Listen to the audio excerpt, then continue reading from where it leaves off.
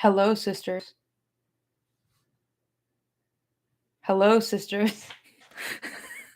um,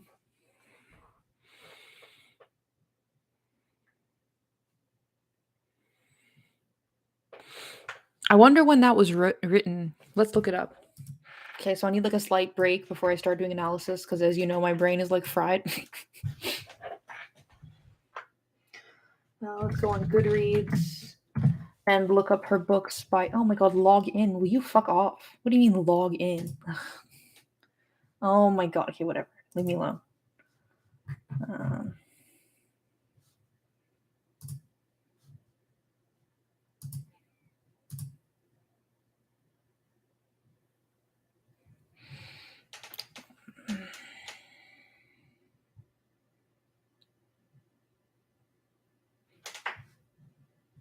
okay.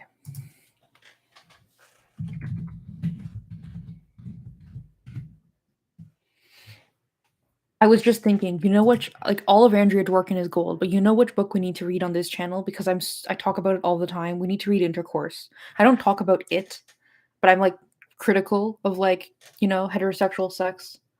Um so I feel like we should read it. Okay. So, Heartbreak 2002. Oh, okay. This is 1983 this book. 1976, 19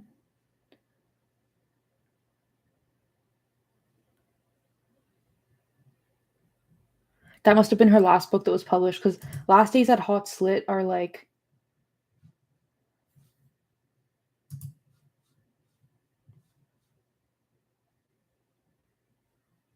Yeah, it's like a compilation of her works posthumously, right? Okay.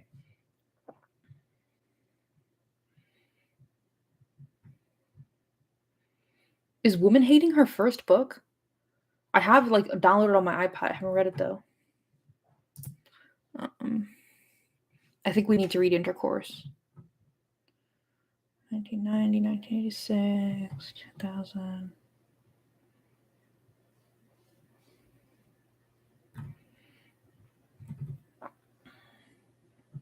Souvenez-vous, résistez, ne cédez pas.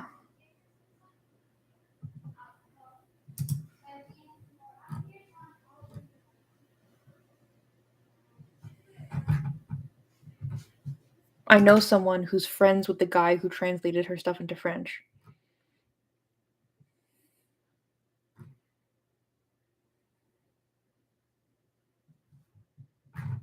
Yeah.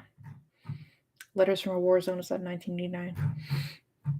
Also, this Kate Millett, like prostitution letters or whatever. I've never heard of that before. I never heard of like a bunch of the women. Oh my gosh, Aqua, that's so offensive. I'll have you know that I'm technically a French Canadian and that French is my first written language and like the first language I went to school in. Okay. I have a Kate Millett book. It's not sexual politics. Like I have one like a paperback. I think it's like a compilation of essays by her and some dude. Maybe it is sexual politics. I don't remember. It's on my bookshelf of things to read. Prostitution Papers. A Quartet for Female Voices. Do we need to read this? 1975. Autrice, why is it in French?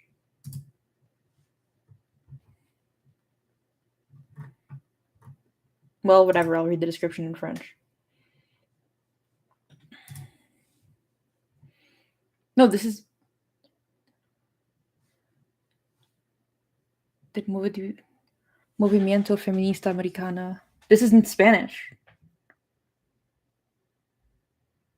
I don't know. No, this is in Italian. Bro, what the fuck's going on? Okay, well, whatever. Yes, I have Kate Millett. I do have sexual politics, I think. Whatever, bro. Okay, whatever. Anyway. French seduction. You could romance a lady with your French. We'll see. I saw some of you guys were talking about marriage. Yo, Lisa, what's up? It's so nice when you're here. Wealth in Spanish section. I don't speak Spanish. I can read Spanish, like I know Spanish, but I cannot speak Spanish. Well, I think I can like kind of get by on Spanish. I cannot speak Italian whatsoever. I just know like musical terms, like molto vivace or whatever. Okay. Okay.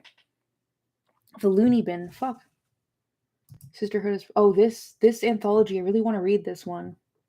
Also, Robin Morgan. She mentioned in here. Is she the one who made like the book that was like sex is rape? Whatever. Okay, we'll read Intercourse first. Okay, whatever. Molto bueno. Isn't it bene? Whatever. I don't know. It's Italian. Okay. Your mom was learning Scottish Gaelic. That's cool.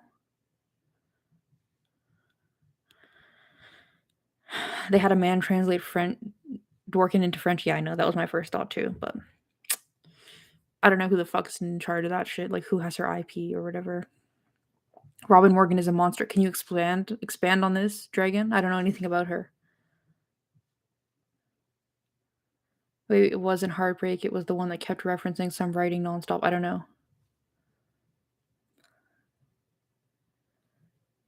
Lisa's making pasta again. Oh, it's fucking John Stoltenberg. No wonder.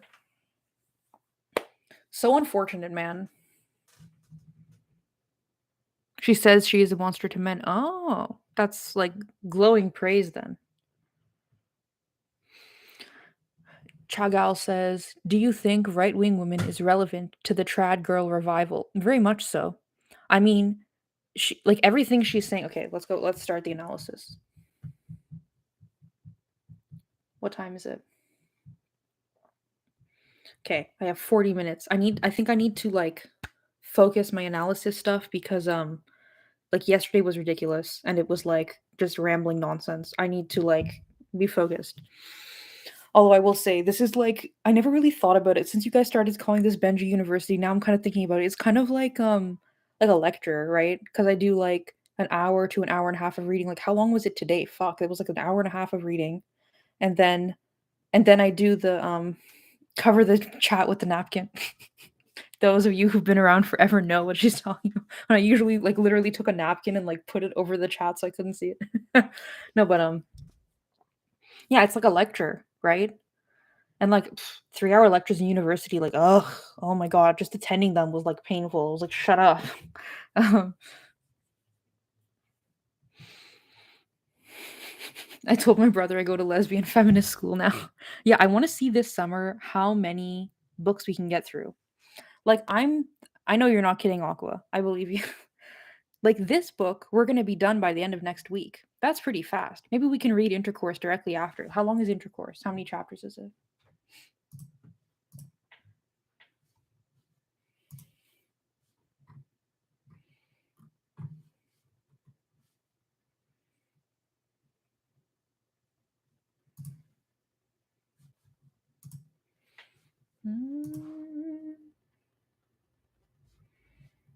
Oh, why am I looking on there? Isn't it in here?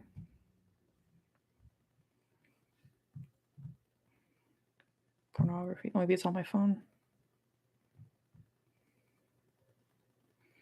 No. How many pages is it? Oh, 349. It's quite a bit longer than this one.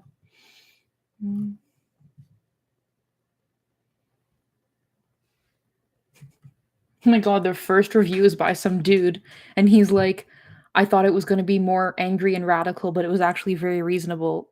Okay, oh, you're right, I'm getting distracted. Okay. The book. All right.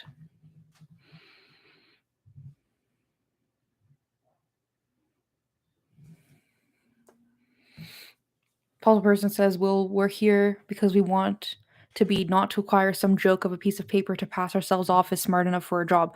Yeah, dude, for real. Like, I dropped out of university. I think I've mentioned this before. I feel like I'm not qualified to do what I'm doing.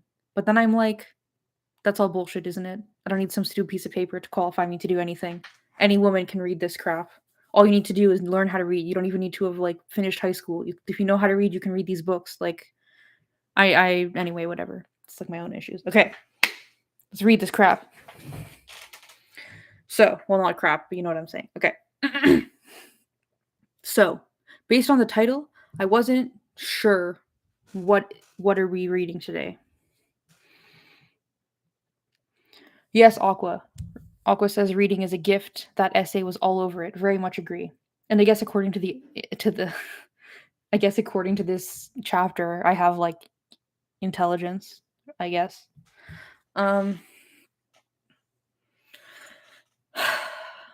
Yeah, so I wasn't really sure what we were gonna get out of it.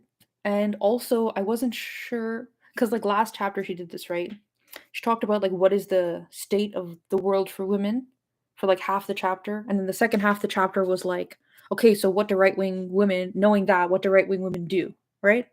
This essay she didn't really do that. This essay, she barely talked about right wing women. She mostly talked about women's plight in society, you know, in a man's world, and within the scheme of men who have the power, who have the resources, and it's basically women, like, I think she even says, like, play the game at some point, like the sex game or something at some point. They engage in, like, the sex game to get enough resources to survive. It's all a survival mechanism, like, of a tool of survival, whichever one you choose. And Chagall asked about this trad girl thing, trad wife, all this crap. For those of you who don't know, there's like it's so interesting because I see like on TikTok and Instagram and stuff, which I'm not really on, like, oh, so disgusting. I see a lot of these women who, you know, they used to be like the anime girl types from Tumblr, and now they're a bit older. And now they're like, no, I want to like settle down and have like a husband and babies, and not in like a like modern woman like empowerment feminism type of way, more in like a trad wife type of way. Like I want to like be a traditional woman who like traditionally serves my husband and get respect from him and validation from society for like doing this way. And this chapter was so relevant to that. Like, and you also have like the bimbofication stuff and all of that. And it's like it's all the same thing. It's all what she's talking about in this essay.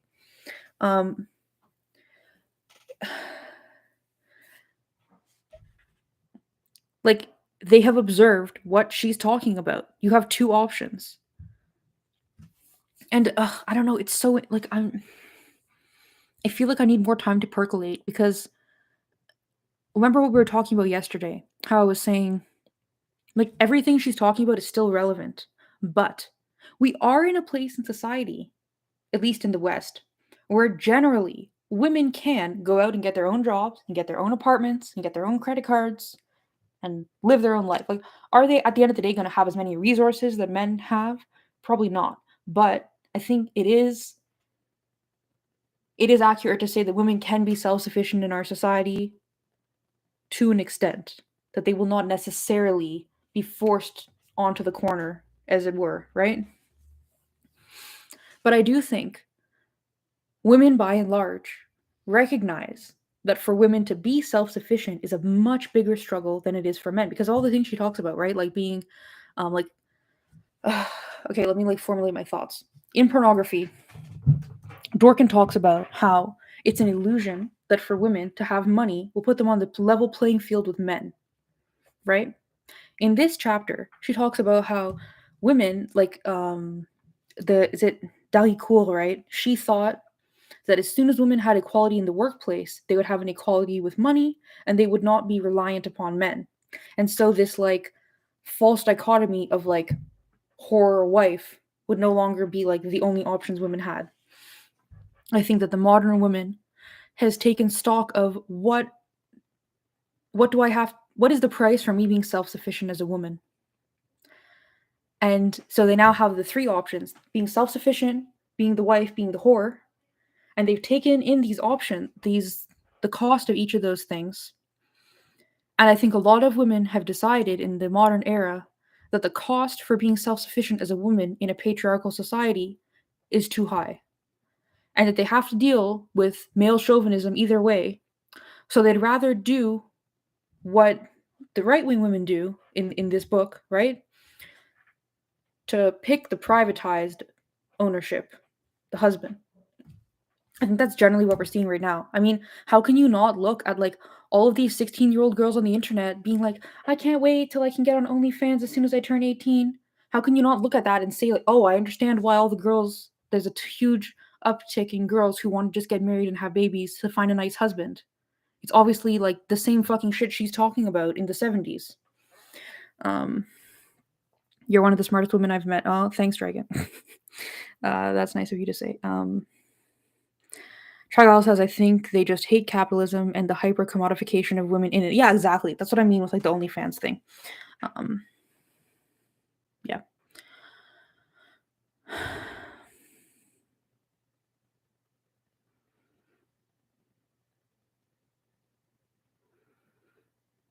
Yeah, I think that with the three options, like self-sufficiency, marriage, or like prostitution, with the three options, like either way, you're sacrificing something. So you're just choosing which thing you're willing to sacrifice for, right?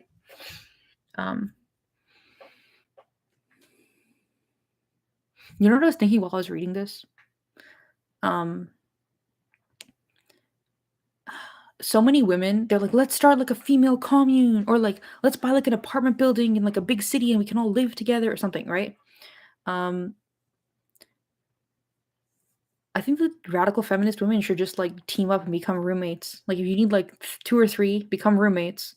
And then that way, at least your like cost of living goes down and like your social support goes up. We should start a religion. No, I'm joking. Okay.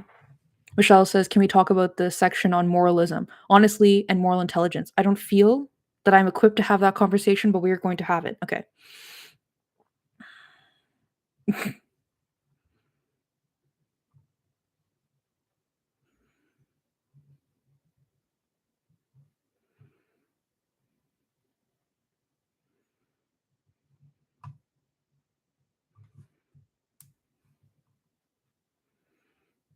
Yeah, Beatrix is talking about how this whole like you can have it all thing was a lie that women were told in the 80s and 90s, and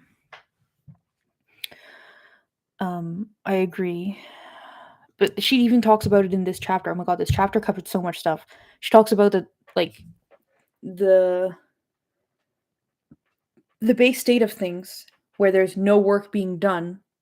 What that actually is the base state of the given work that women must do, right? Like even I read Ain't I a Woman by Bell Hooks uh I don't know, 3 months ago or something. And she talked about how like the slave women, like so they're being a slave, like a woman, they're doing that slavery work, right? And then they come home to wherever it is that they are with their husband, their second master is the way she describes it. And the man is like, well, I did all my work for the day, I'm gonna put my feet up. The woman, she's not done her work. Like the base state of the work is done means the women are still working, you know. um Lisa says, I feel like men acquire women to achieve self actualization. The whole system is oriented towards men's self actualization, which necessarily requires sacrifice of women. Completely agree. Oh my god, why does the camera keep doing this?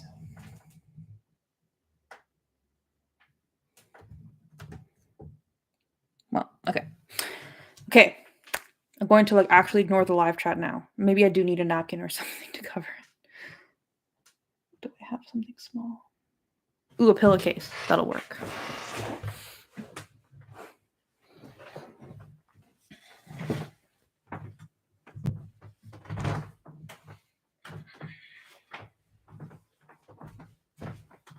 Because the napkin worked on my laptop. This is not a laptop, it's much bigger. Hi, Ben Sealy. I guess that's the way to readjust the focus of my camera. Okay, I have covered the live chat. I will open it up and check it later. Okay, so I talked about what I expected out of the chapter, what we got out of the chapter, how it was different. Okay, half an hour. Let's do this. So, what is intelligence? Well, first she talks about basically information, right? Like the base source for anything is information. Why is my... Did it move? Whatever, okay.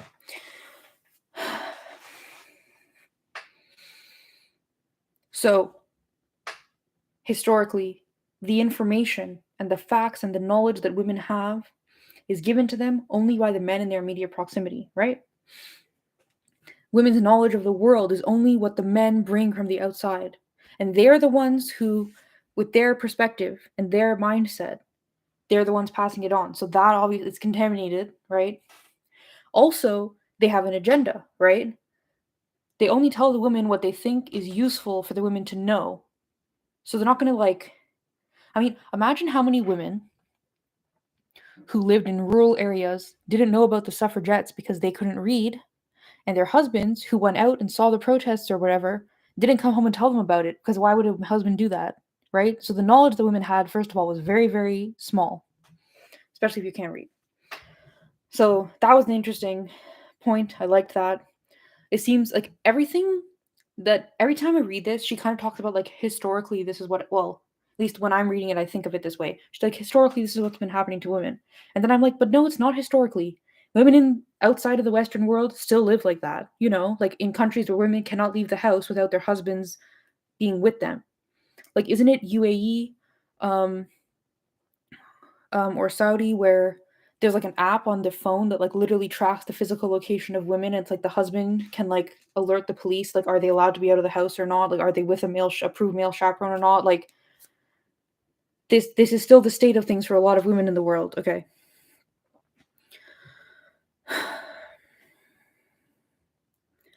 she talks about how intelligence is used to survive. So it's interesting because she's kind of explaining from her perspective the evolution of female intelligence. Like, maybe not the evolution is not the right word, but you know what I'm trying to say. Like, she's like, so the first use of women's intelligence is with the crumbs of knowledge they have, how to better survive their situation, how to better cope with their situation, how to make their situation more bearable. That was interesting to me. Then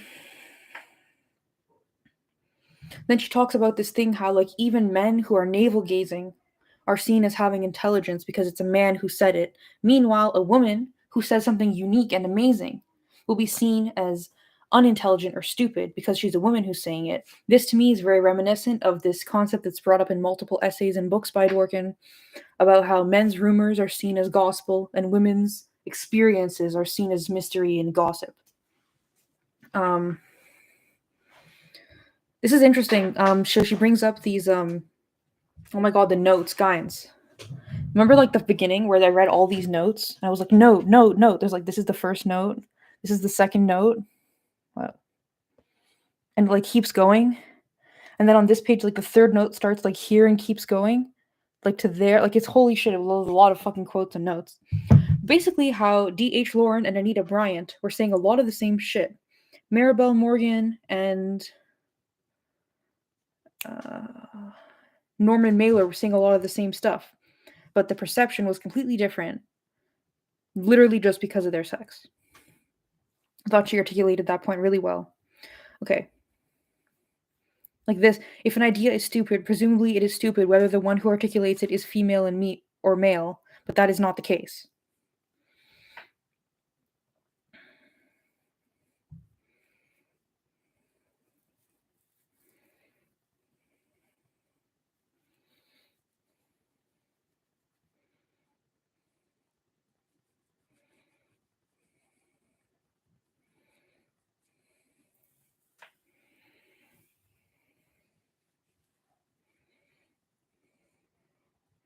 Okay, then she talks about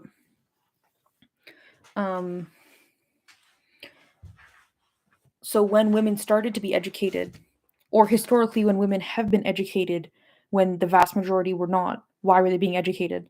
They were only being educated because, like, the men wanted someone who like, basically this is what I think about what she wrote. Like, okay, so imagine you're like a general in Napoleon's army or something, right? The vast majority of women cannot read, but your courtesan, she can read. Why can she read? Because if she doesn't know anything about military tactical strategy, she can't read those books, then how is she supposed to be impressed with what you've done? Like, if you're bragging about how amazing you are to somebody who doesn't know anything about the topic, you'll just be like, well, they're dumb. If you're bragging about how amazing you are to somebody who knows something about the topic, then they can flatter your ego. Right? That's literally it. Like it's not knowledge for the sake of the knowledge, it's knowledge for the sake of like men's ego. Um Same thing with like marriage. Like, oh my god, like as a musician, makes me so angry. So many fucking women. Mozart's sister was amazing. She was like basically his equal, okay? She was amazing. I think at like 16 or something, she stopped going on tour with him. Why? Because it's improper for a lady to be doing these things. And so the fact that she was a musical genius then became like the currency of her marriageability rather than the sake like the fact that she was a genius for the sake of being a genius. Um anyway, let's not get into music shit. I'll spend like 6 hours talking about it. But there's so many like Fanny Mendelssohn, like every really famous female composer, that was the exact fucking situation she ended up in. That she was equal to or better than her male counterparts. But it was viewed instead of like it was viewed as, oh, well, Fanny Mendelssohn said that she liked this thing by Tchaikovsky. So that's good because we know that she knows what she's talking about because she's a good composer, not because she's a good composer in and of her own right. You know what I'm saying? Anyway, whatever. Okay. So, right. So why are there women and girls being taught? I think also she didn't mention this, but I think also a big aspect of it is because I think about sex ed. What I was taught in sex ed, I thought was that's what there is to be known. Why am I going to go looking for other information, right? So in my mind, it's a propaganda because what you're being taught in school, if you're being told as a girl, all of this writings by men, this is what there is to know. All of these opinions by men, this is what there is to be known. And you think, okay, I know things. I know the way the world works. I know what there is to know, right? You're not going to keep looking for things because you think you know what there is to know. Like in my mind, it's like a tool of suppression, of propaganda, I would say. Um, I mean, I'm not the first person to say this. Really, lots of communist types say this kind of things. I think it's been a long time since I really seriously talked to a communist. Um, but anyway, that's kind of what I was thinking when she was talking about this part. And then, like, ugh, like the de Beauvoir thing really reminded me of like female composers. Anyway, like, I really need to do a stream about like a bunch of like my feminist analysis on the lives of female composers because like there was this one female composer. Oh my god, what's her name? I'm so bad with names. Only like names I know are like 3 of them. Um,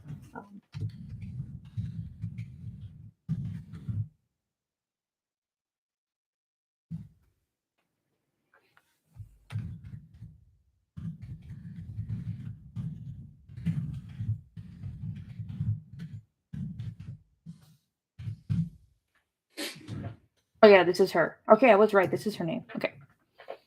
Oh no, I don't want to see this listicle.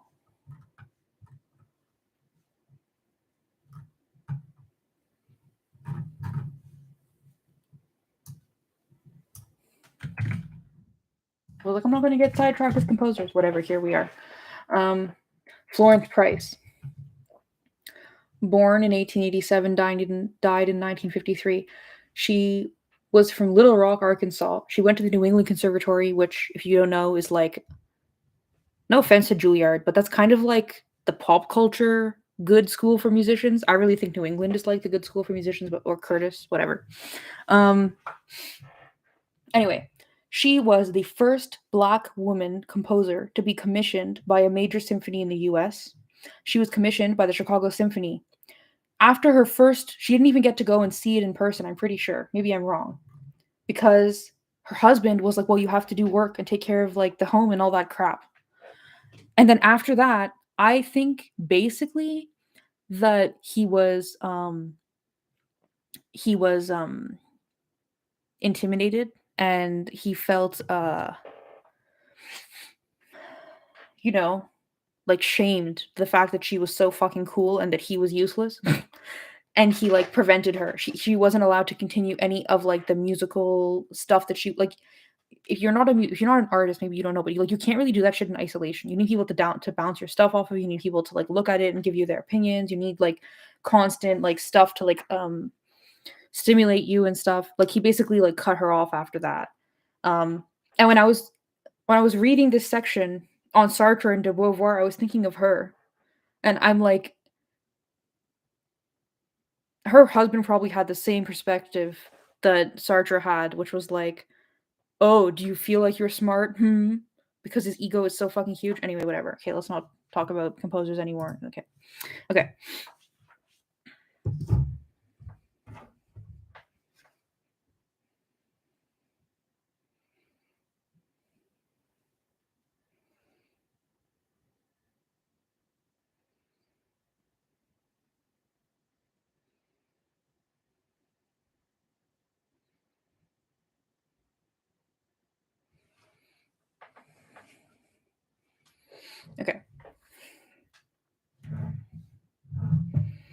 So then we have this Carolina Maria de Jesus who talked about basically how her true passion in life was reading and writing, and she knew this was like antithetical to to what a woman is supposed to be and to what a woman is supposed to do in marriage, and so she wouldn't even entertain marriage because she knew that like her ideals and morals were antithetical to that, and that one would win over the other. So um I think that I don't know, I kind of feel like I'm just summarizing the essay a lot, but I really appreciate how concisely and clearly Dworkin makes her points with these amazing quotes from different women. Okay.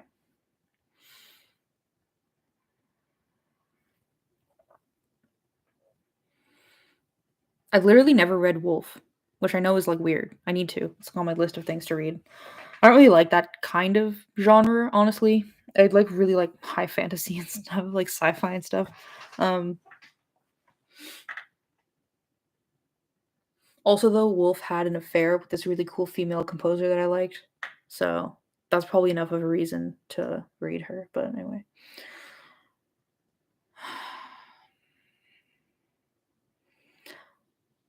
So Wolf talks about how to be a woman of intellect, to be a woman with unique ideas, they need to be written from an oblique point of view.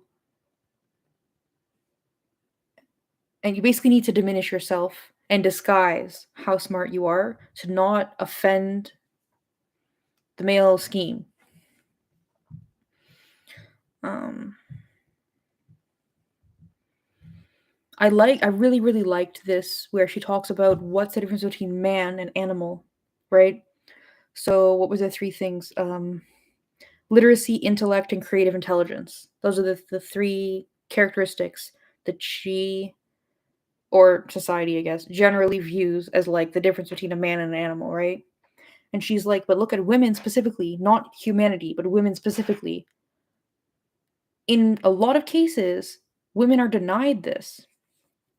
So women are relegated to the level of animal because their like ethos is to procreate and to be sexually available to men. That's their purpose. And not only their purpose, but the purpose that is supposed to lead them to fulfillment is that. Um, and also she starts talking about how like people discussing like the so-called biological origins of male dominance, and I'm immediately thinking of like Jordan Peterson and like, you know, the evolutionary psychology douchebags. Um, yeah.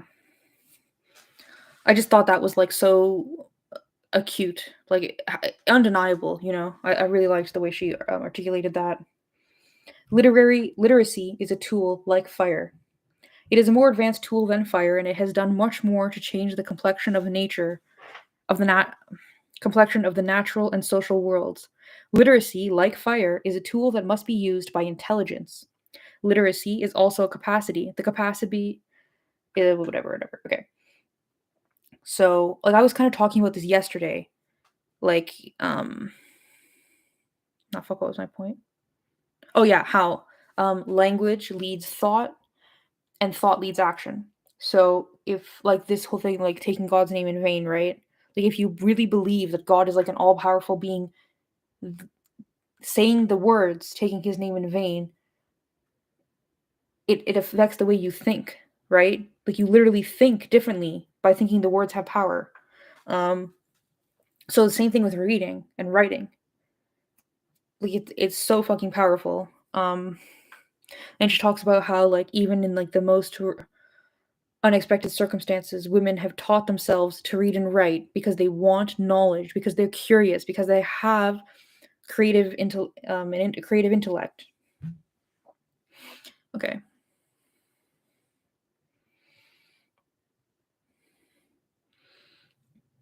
She talks about how illiteracy is programmed into the system.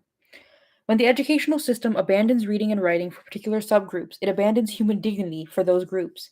It becomes strictly custodial, keeping the animals penned in. It does not bring human life to human beings. Just thought that was like so apt.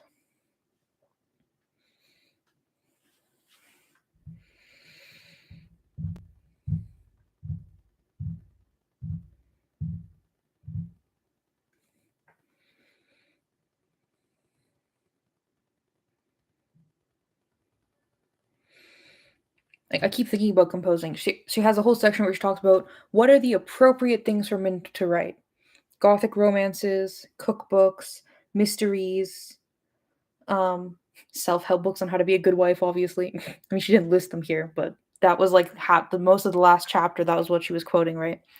And those were things that were like lauded by conservative women. So, um, I don't know. I just think about this too, like with women composers, and like Rebecca Clark in 1924 put her music in the New England Chamber Festival or something. I don't fucking know, some festival, and people thought it was a joke and that it was a male composer using a female name as a joke because her writing style was masculine. I know women who are composers, like right now, who are composers, and they have literally been told in the year like 2020, have been told by their professors, your writing style is too masculine. This shit's fucking holds to this day. That there is a right way for women to say things and a right way for men to say things. I think about Debbie Hayton. Okay, I don't know what you guys think of him, but like, you know me, I'm not here to simp for the scroats. Think about Debbie Hayton. What does he write? Where does he write it? What is his writing style? Yeah, like, um, the stuff that he writes in the last couple of months, at least. I haven't read all of it, but I've read the bylines and I've scanned through some of it. By and large, he's writing on the female experience, but because he's a man, it's worth reading. And also because he's a man, he's able to use language and even like the structure of the sentences. It's so much more punchy than what a lot of the women are writing. And obviously society reads that and thinks like, "Oh, this guy, he has some good stuff to say." Well, they think he's like a woman, whatever. He has some good stuff to say. Because the style that he's using is like not socially acceptable. I think it's not social, like wouldn't be socially acceptable for a woman to be doing it. It like it has more currency. And like I don't know, I everything in here I'm like, yes, yes, yes. This is what is happening right now. I just yes. Okay. Okay, the thing I was supposed to do at 4, I'm obviously not doing. I'm gonna text the person. Okay. Hello. Okay.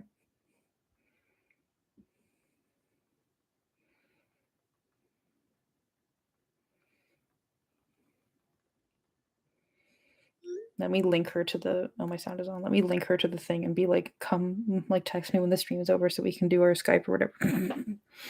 Okay. Oh, go away. Shut up. Okay. That's me. Shut up. Okay. We have another hour. Great, because we're just getting into it. We're on page 49 of 72. So, okay. And this quote, again, I don't know who any of these women are. And every time I read one of these books, I'm like, I need to write all down all these women and go read all their books. And I'm like, dude, my list of books to read is ridiculous. Someday. Okay. A quote by Abby Kelly from a women's rights convention in 1850. Sisters, bloody feet have worn smooth the path by which you came here. And I think about the women on TikTok who are into the bimbofication. And I think about the women on Tumblr who are into the trad wife stuff. And all of these women who take like feminism for granted. I don't even mean feminism in terms of like radical feminism. I mean like the just like basic stuff like that you can get a credit card and you can have no fault divorce and you can rent an apartment without a male signature. Like these kind of things that feminism accomplished. All these women taking it completely for granted and then choosing like to partake in the patriarchy in the way that they are, like through marriage, through like sex industry. Like, I don't know, it's so complicated because she's talking about in this chapter is that it's just a mechanism for survival. I'm not obviously I agree with that, but it's like for them to do it and view it as an almost like euphoric choice. I don't understand. Sisters, bloody feet have worn smooth the path by which you came here. You know what I mean? Like, it brings me back to the point we were talking about earlier, which is like, there is a sacrifice to be made. Whether you're choosing self sufficiency, marriage, or prostitution, there's sacrifice to be made on all three options, right? But which option is going to pay it forward for the next generation? You know what I'm saying? Like, I would rather sacrifice for my self sufficiency than any other option because I know that self sufficiency will lead to something better at some points in the future. Probably not my lifetime, but it'll be like significantly better. Like, I actually see like things are getting pretty bad, guys. I don't know if you noticed, but like I feel like things are kind of going backwards. But I also don't know if that just because I'm being more aware now, because I'm paying more attention now. I don't know. Like, hard to know if it's my perception or like if that's what's happening. But generally, I feel like things are not great, guys. I don't know if you've noticed what's up, but like things seem not great these days. All right. Okay.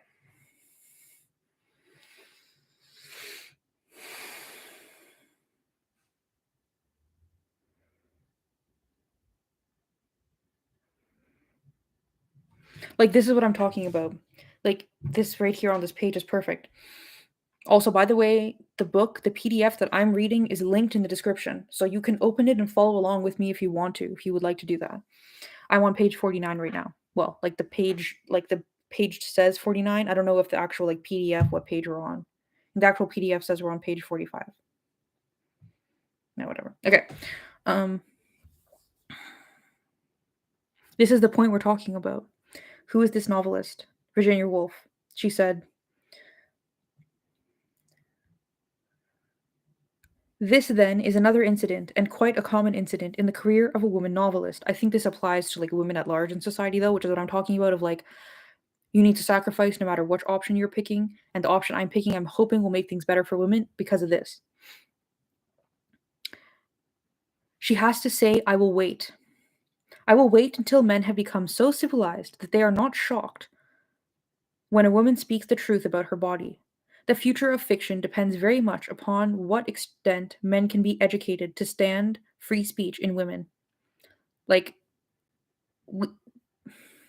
anyway, okay.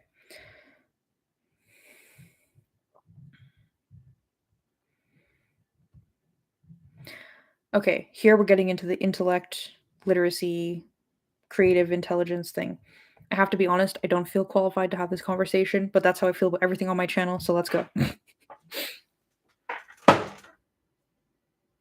Need to get a new chair. I was looking at getting new chairs. Why are they so expensive, man? Also, I just want to say, okay, this is like nothing to do with anything, but now we have an extra hour, so I feel like it's okay to like kind of dissemble a bit. A lot of women say that Kelly J. Keene is like an every man's woman or whatever, like that she's like very, very accessible. And honestly, I don't really get that because like my streams, for example, I don't think I present myself as like some huge towering intellect with like a big ego. I try not to. I hope I don't come across that way because I don't feel that way or think that way. Um, it's like the more I read about feminism, the more I'm like I need to read 50 other books to understand this. Like, um, but Posey Parker, maybe it's just because she's older. I'm not quite sure what it is, but when I watch her live streams, I feel like this is a very self-confident woman. This is a woman who is very um established in her opinions, who has a like I don't know, like I don't it doesn't feel approachable to me. It feels um I don't know. Do you know what I'm trying to say? I'm not trying to diss her or say that I'm better or like I even comparing myself to her, that's a bit ridiculous, isn't it? I don't because she's like famous and I'm like nobody. But like I'm just not quite sure what it is that she has that everybody thinks makes her very approachable that I don't have. Like, I don't know. Do you know what I mean? I don't know. Okay, I guess this is like a conversation, so I should like look at the fucking live chat.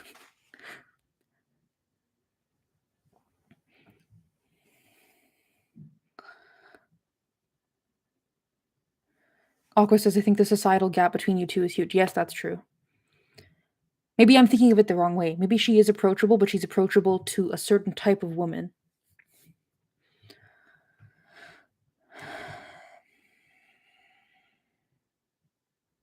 Maple, do you know where I can get a good chair? Like this is this is like the cheapest desk chair I could get from IKEA, and I got it like 6 years ago, 5 years ago. When did I get my first apartment? 2016 or 2017, and it's now 2020. Yeah, like 5 years ago. Um,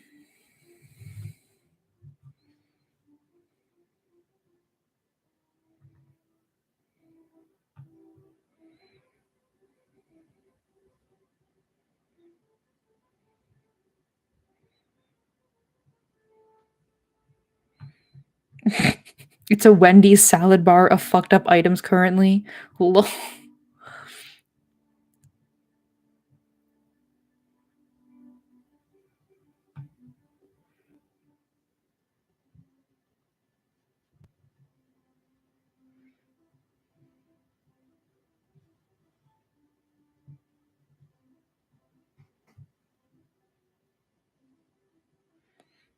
Oh yeah, King Critical is totally like an MRA type. Yeah, yeah. I agree with you guys.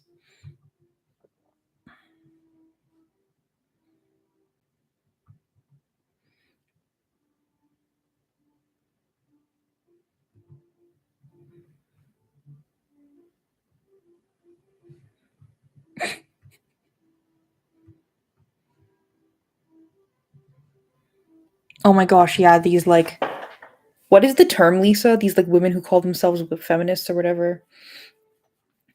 I cannot believe like on one of my anons on Twitter, I got into kind of like a fight, well, a disagreement with a YouTuber who I will not name. Because she was talking about how like the nuclear family is like the best option for women, and she was basically like, well, you haven't had kids and you're a lesbian, so you don't know what's good for straight women. And I'm like, dude, that's kind of like when people tell me that I shouldn't have an opinion on grooming because I haven't had children, and I'm like, that's fucking stupid. Like, I can have an opinion on these things. They're like, I can't have any opinions on parenting because I'm not a parent. Like, that's fucking stupid, lady. I can, it's a false, whatever. But yeah, these women who are like, and it's so funny because there are like so many like actual real feminists, kind of like me, who are in like the GCRF sphere of the internet. They realize that by contrast, they are not feminist. So then they'll do this thing of like, oh, don't call me like I don't call myself a feminist. But then they're like positioning themselves as if they are a feminist, even though they're saying don't call me a feminist, like Posey Parker. Um, and then they're like all about this traditional gender roles, traditional marriage, all this crap.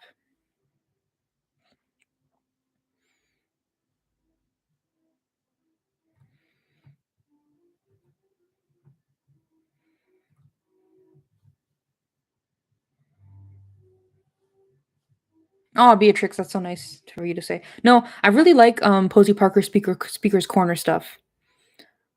Um like there's no question. That's hugely valuable and I don't even know what to say about it. It's amazing, obviously. I would love to do something like that in Canada. I mean, obviously we would all get arrested for like hate speech or something. But like uh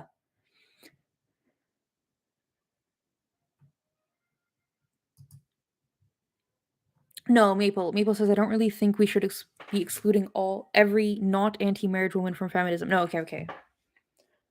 But it's like, what do you mean by feminism? Not you, but like the women who use this word, right? And also, like, okay, I agree, right? But like most of the women I know in real life are like who are like GC or whatever, even the rad femmes I know in real life, most of them are like in heterosexual marriages. Yeah. Um, I don't think that they're like evil or like not to be friends with or something. I definitely feel that I have like a much more fundamentally rooted feminism and that you can't just cherry pick which patriarchal institutions you're going to be critical of. Yeah, exactly. Lisa says it's so worthy of criticism as an institution. It should be the center of our criticism. Yeah. Like for me, the thing is this. I think every woman makes concessions. Every feminist makes concessions.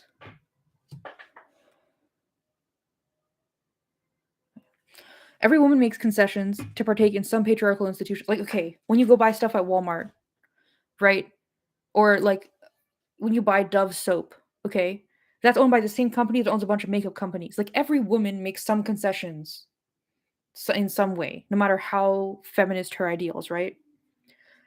But it's like you should be able to talk about it. That's my big thing. Is like if you are a feminist and you partake in patriarchal institutions that are like as severe as marriage, I'm not saying that like you need to get divorced to call yourself a feminist, but you should be able to talk about it. That's my fucking point. Is like you need to be open to like having these discussions and like m- thinking through what are the effects, what are the consequences, what are the motivations, like all this kind of stuff. Like it's like the same thing with women who are like obsessed with makeup. Like, oh my god. I was in this one feminist situation where how do I describe this? I don't know. Basically, it was like a high security situation and we decided to leave the location we were in because one of the women thought that there was a trans activist in our midst. And it turns out that it was just like a young woman who was so extremely hyper feminine that they assumed that she was not a feminist. And I'm like, when you're that level, like you should at least be able to talk about it. You know what I mean? Anyway. Um,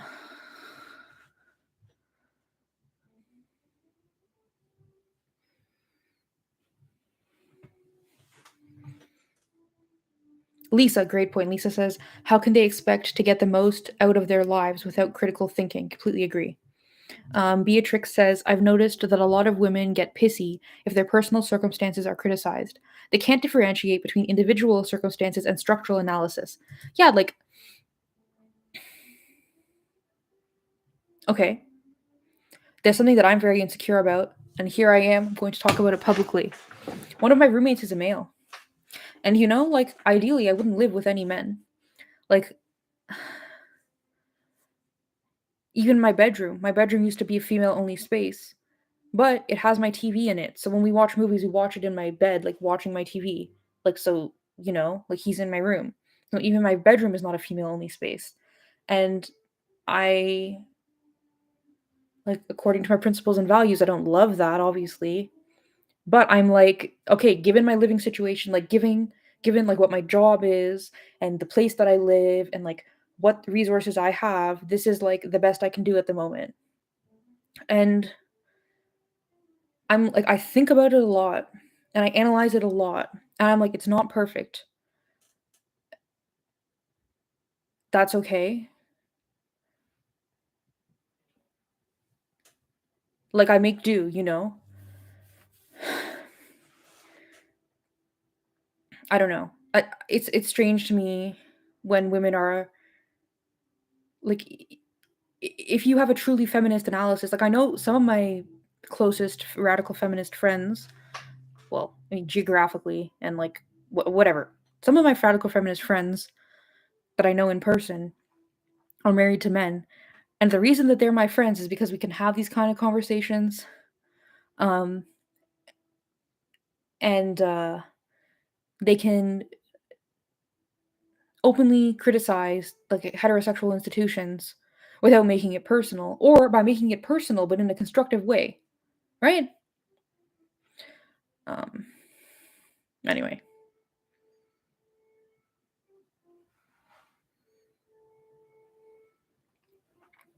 False person says, oh, which also, hello, I feel like I haven't read one of your comments in like a bajillion years, but also I guess I haven't been on YouTube in a while. Also, person says, yes, I think what gets to me is the hypocrisy of getting into a critical intellectual movement and not being able to handle disagreement or critiques of anything that affects them in particular. Yeah. Nobody is perfect, and getting enraged when it gets brought up is a lot. Yeah.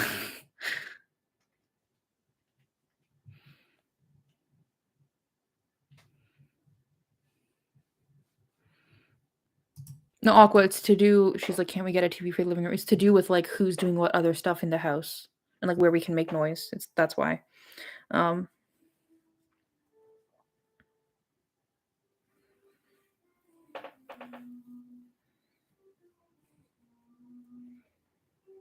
Oh, Matt Adam, I'm so sorry. But also, when you're driving, please don't like engage with the live chat. Holy crap! Like, please don't die. Um.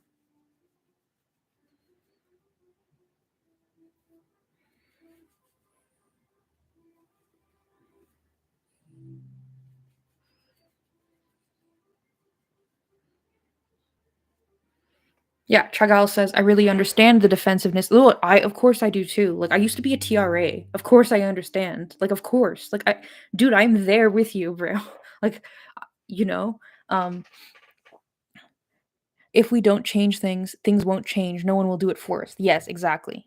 Um Lisa says, it's not about perfection. It's about doing the analysis and applying it as much as you can to your life. Completely agree. Yeah, also watching a movie with your roommate doesn't hurt other women. No, I mean, but I just mean like as a separatist, I would love to like live a completely free male oriented life, and he's like the anomaly. Um,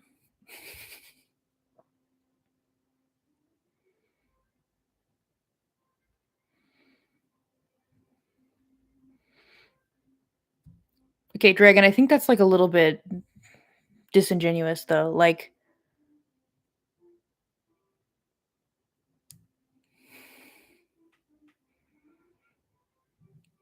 there is a line somewhere.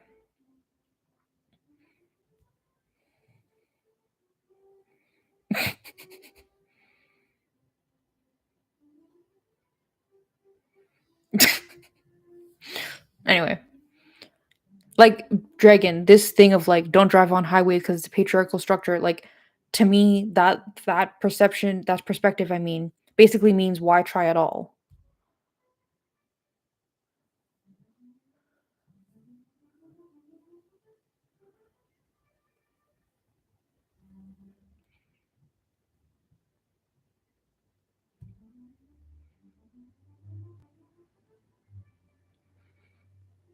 Anyway, okay, let's get back to the book. Enough dissembling. Okay, I'm gonna cover the live chat again with my pillowcase.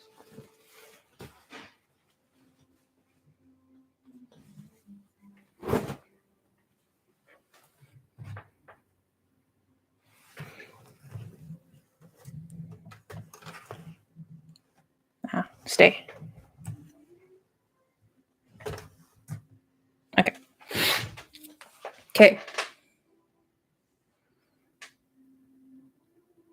Okay, so Walt Whitman wrote that a student necessarily disowns and overthrows a teacher, but the female student must always stay smaller than the teacher, always meeker. Her intelligence is never supposed to become mastery. Then this goes on. I don't think this is Whitman. This is just Dworkin. Intellect in a woman is always a sign of privilege. She has been raised up above her kind, usually because the beneficence of a man who has seen fit to educate her.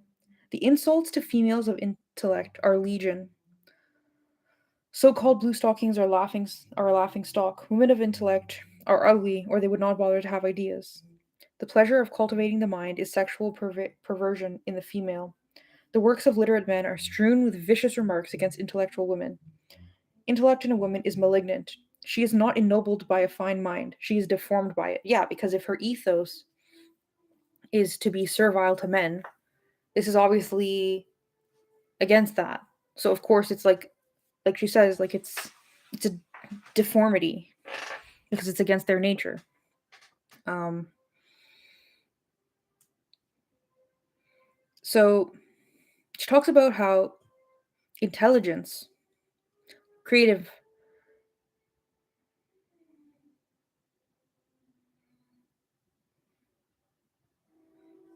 I don't know. This essay was very cerebral, and I don't feel like I'm in a cerebral space like when I was reading the Marilyn Fry.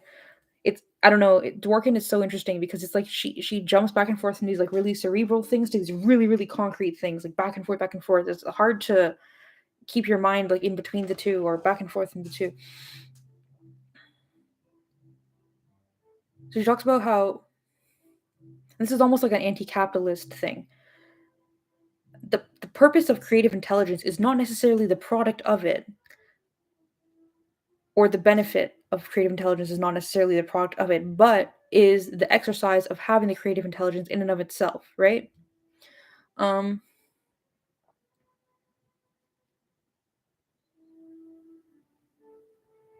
Here, it may commit itself to the pure search for knowledge or truth, but almost always it wants recognition, influence, or power. It is an accomplishing intelligence. It is not satisfied by recognition of the personality that carries it. It wants respect in its own right, respect for itself. So, what she's kind of saying, I think, is like if I have some kind of genius idea or some genius creation, it's not so much that I want to be like in the concept of what is creative intelligence.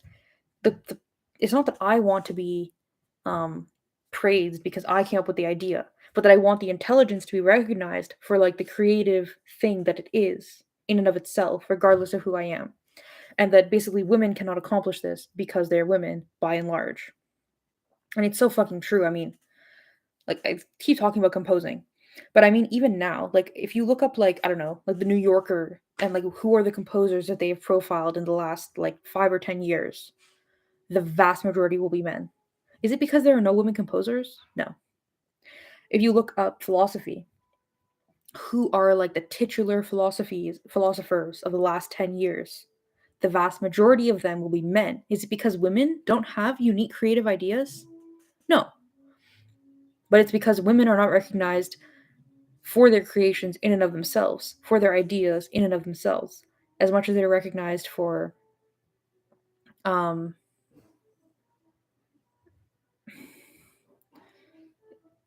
you know, because they don't have a dick. Anyway.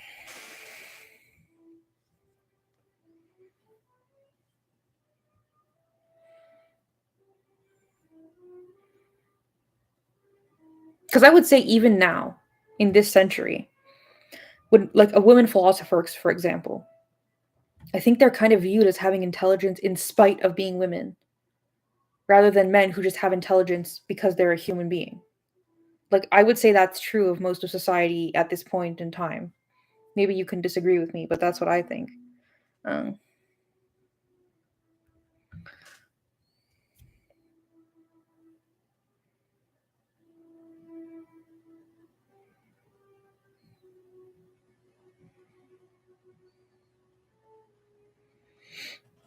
it's a quote by Olive Schreiner.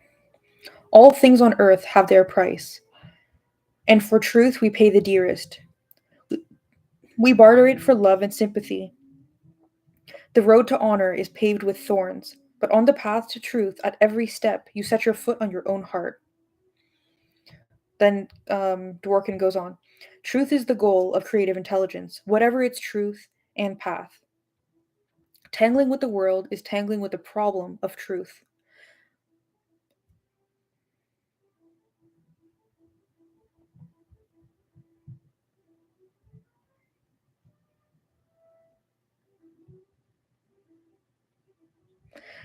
The intrusion of an intelligent creative self into the world to find the truth is the issue. There is nothing here for women except intimidation, contempt, and contempt. In isolation, in private, a woman may have pleasure from the exercise of creative intelligence, however restrained she is in the exercise of it. But that intelligence will have to be turned against herself, because there is no further complex human world in which she can be used and developed.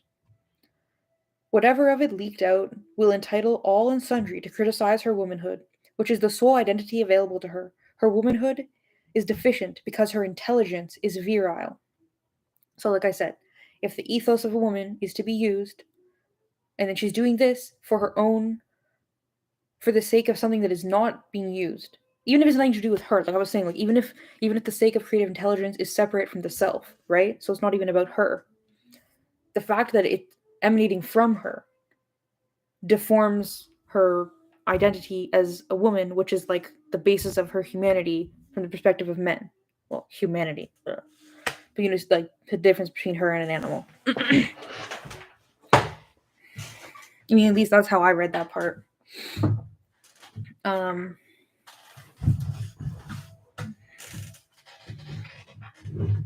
I don't know, it makes me so sad because it's like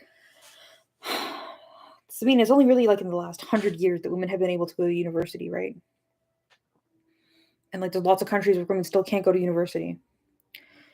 And or like they technically can, but the price of being there is insane in many countries as well. How many women only exercise their creative intelligence in private? Like she at some point she says that they've atrophied their intelligence by not using it. And I'm like, yeah, like it's so fucking sad. Anyway, okay.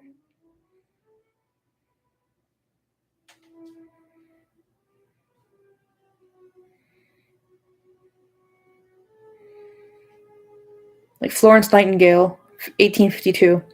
Why have women passion, intellect, moral activity, and a place in society where no one of these three can be exercised? So it's like, I think she's kind of being like, it's been bred out of us that there's no purpose to this. In fact, like the corrective um, mechanism, the punishment for exercising it in patriarchy is so severe that it's been bred out of us, like by and large, for most of history. Okay, now we're getting on to moralism. Yeah, I'm going to take this off. Lisa, you wanted to talk about this, I think.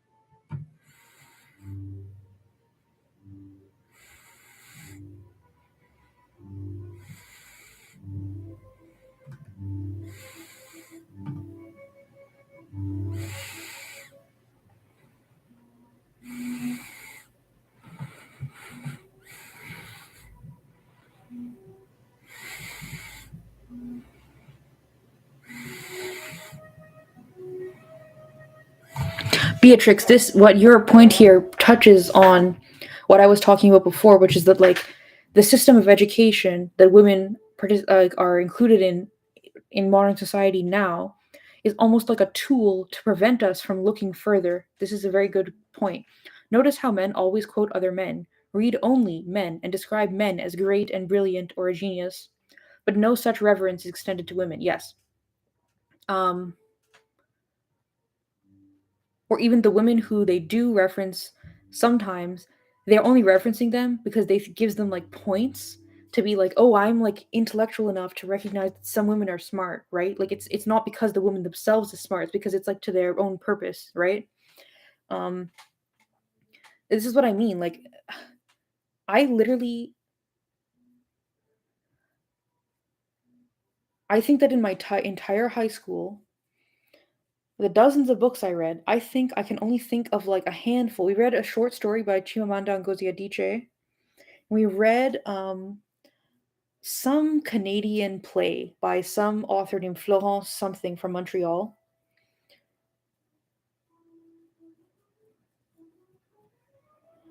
In elementary school, I read Mademoiselle Charlotte. Actually, was that even by a woman?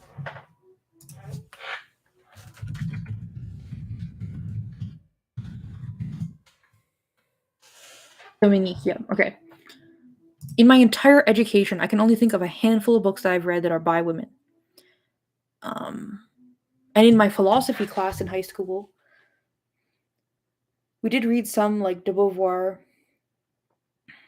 but like really the feminist philosophers we talked about, um, Mary Daly is the only one I can remember specifically by name. We definitely talked about like at least three feminist philosophers, um, like to do with second wave, and they were all demonized. So like, I don't know. I truly think it's like a limiting tool.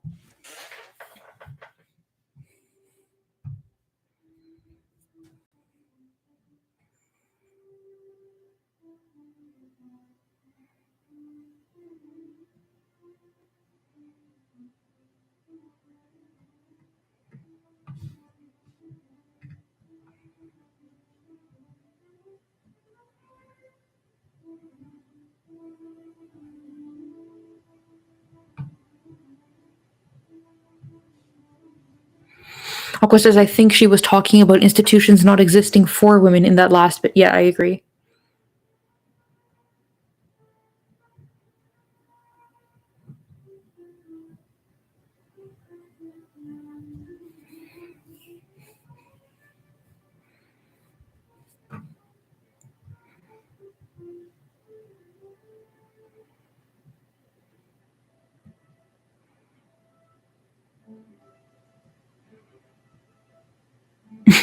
Okay, I'm glad you're not driving anymore, mad at him.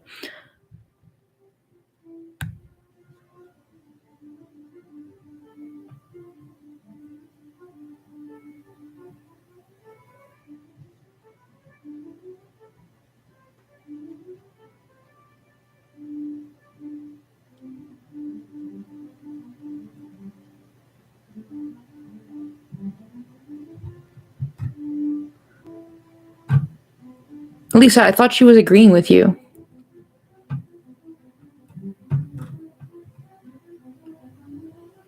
I hope you don't leave, Lisa. I don't think she was. I thought she was agreeing with you.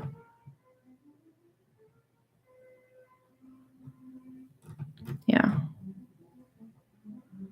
Oh, fuck. You guys can hear that? I don't know. I was like reading up higher in the chat and then I came down. And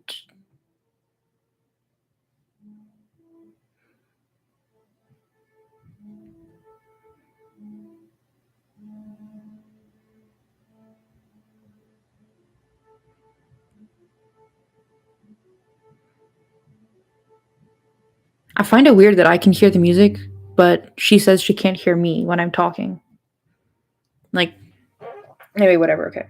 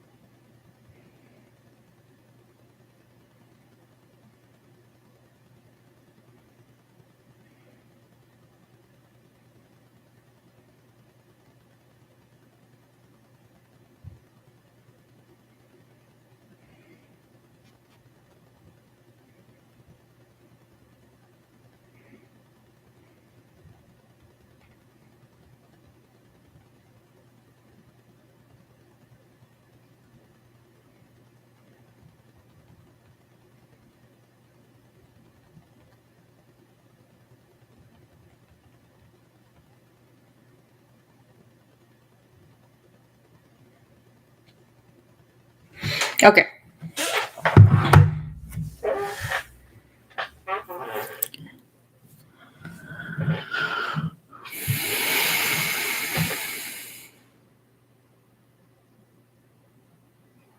I think she's playing Haydn Cello Concerto in C. In C? Are they in D and C? I don't remember. It's not the one in D. Huh. Okay. All right.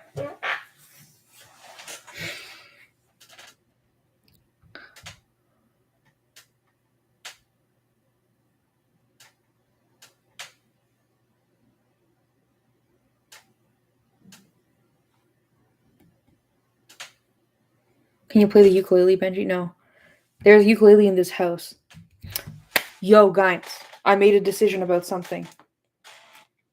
So, a bunch of women I know from the West Coast are trying to make it to Michigan for a camping thing. Oh, for fuck's sake with this camera, man.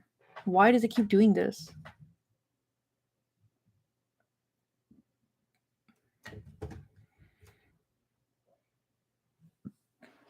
Okay. A bunch of the women I know from the West Coast are trying to make it to Michigan for a camping thing in August. And they need money for gas. Like they're carpooling, but still, like with the cost of gas, you might have noticed it's a bit much these days. So I'm gonna do like a play-a-thon to raise money. And I've been thinking like I should like prepare myself for it. Um and like practice some stuff. So I was thinking I should like learn to play the ukulele. It's very easy. And plays like I'll play violin, viola, ukulele.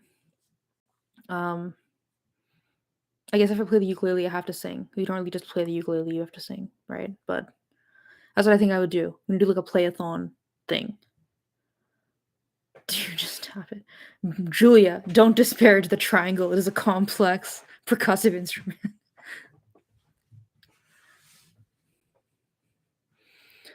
Yeah, I've literally considered quitting one of my jobs to like try and get a well, you haven't heard me sing, to be fair, Aqua. My singing voice could be horrible. I mean it's not, but it could be. Um I've literally considered quitting my job because and like getting a different job because it's so expensive, the gas. But like I literally know that there's different techniques for playing the triangle. Like I've been in like different I don't know anything about the triangle. Maybe I did sing. I think you're right. I remember being embarrassed. I don't like singing. Feels naked. Feels like I need an instrument in front of me to make music. Like without an instrument, I feel like I don't know what's happening. I feel very naked. But yeah, like depending, I've been in orchestra situations where they're like, "No, you have to hit like this part of the triangle in this way because we can't hear you. It's like not the right like timbre or something." And I'm like, "Dude, I don't fucking know what's going on." Um, okay. So, moralism.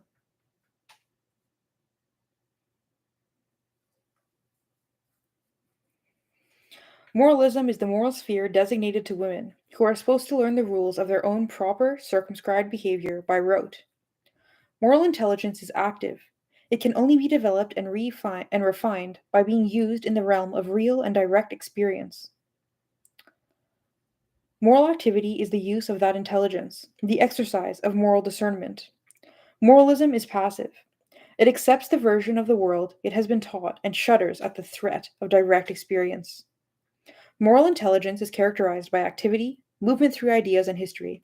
It takes on the world and insists in participating in the great and terrifying issues of right and wrong, tenderness and cruelty. Okay, so based on this definition of morality, moral intelligence, um,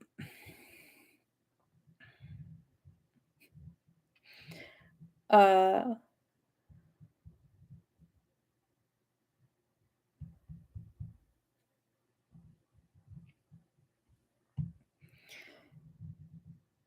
it seems that women are uniquely positioned to have an authority on right and wrong, cruelty and tenderness. Because, like, okay, so we're page 72 out of what? Out of 279. So we're 249. So we're like almost a quarter of the way through the book. At this point in the book, we have learned a lot about the cruelty experienced by women, right? And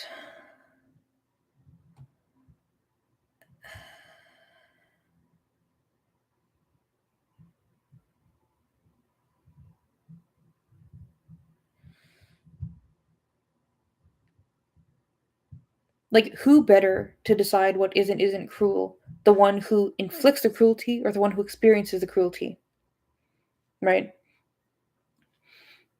Who better to decide or to have an opinion on what is right and wrong than the one who experiences the wrongs and who wants to make things right rather than um,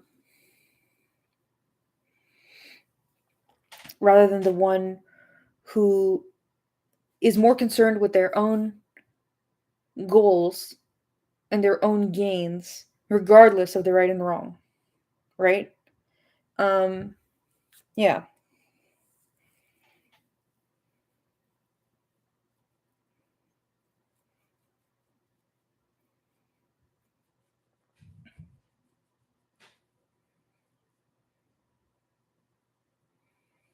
I think I'm just going to read a lot of this section.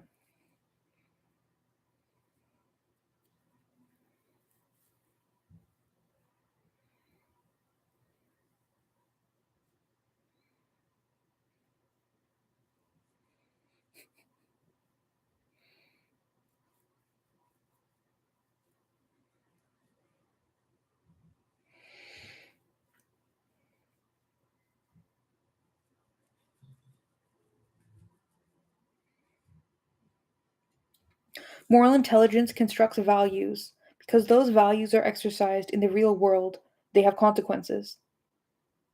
Constructs value. So, this leads me back a little bit to Marilyn Fry. Everything is fucking about Marilyn Fry with me. She talked about how women will tell men, this is my experience. These are my thoughts, these are my feelings. The men literally cannot comprehend it because they view themselves as the arbiters of reality, because they view themselves as like micro gods, right? And so to me, when I read this about moral intelligence leading to its own values and those values have consequences, what I understand it to me is that if women construct their own moral intelligence with their own values that don't fit into the patriarchal paradigm, they will not receive like uptake from the patriarchal structures, like for example academia or publishing, and that this they will not be able to be spread among women. So it like leads back to this like isolation that she keeps talking about, how it's in isolation, it's in privacy, that these types of intelligence are experienced, enacted, and um, constructed.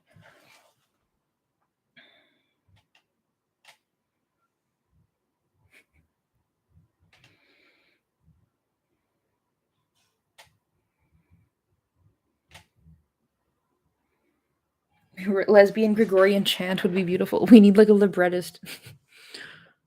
Do librettists exist anymore? I've never heard of one before. No, wait. I met this composer from Berlin who I think he wrote an opera and he said he had a librettist. Anyway, that's like the lyricist for operas, a librettist. Okay. Well, they write lyrics for stuff.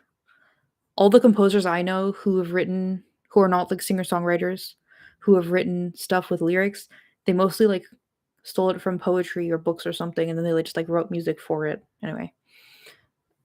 Dworkin said, does Benji University offer music classes? What skills do we have? What kind of classes could we offer? I don't know. Honestly, music online is shit, man.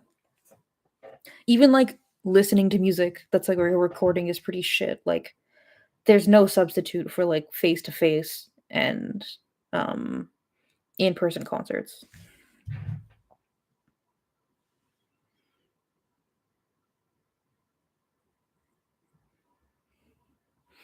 Okay.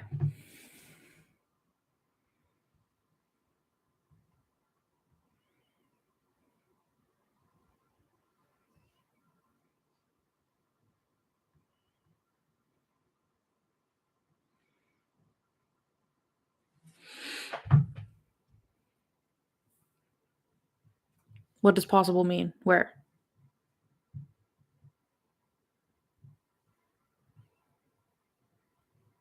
Yeah, possible person, totally agree.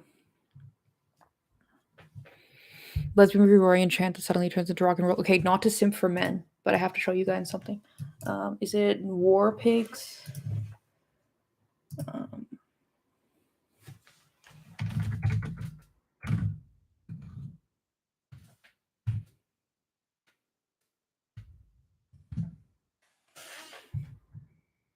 a Warman.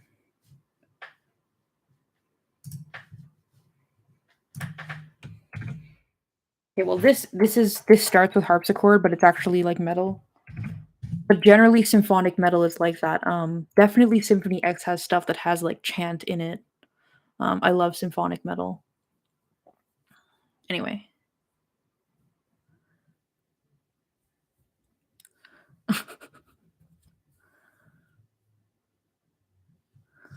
Also person says, I'm not angry about it. It makes me really sad that there are adult women who never get out of such depth of self-hatred that they can't leave the house without makeup, not even to the store. Yeah, exactly. Um, I've talked to some women who immigrated from pretty conservative countries in like Middle East and Africa to Canada, and they still behave this way, but one of them described to me verbatim.